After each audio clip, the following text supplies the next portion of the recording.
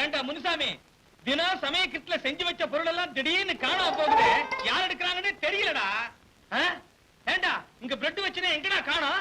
எங்கடா வச்ச? என்கிட்ட பேசிக்கிட்டு தானே இருந்த. நான் வைக்கலையா? இன்னும் வைக்கலடா டேய்.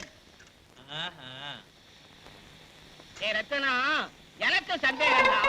ஆனா அதை எப்படி உன்கிட்ட சொல்றதுன்னு தான் சும்மா இருந்தேன். அப்ப எடுத்தாலும் உனக்கு தெரியுமா?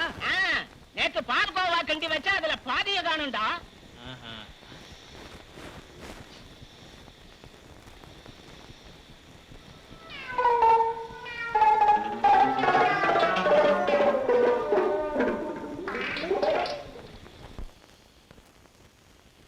விக்கிக்க போகுது.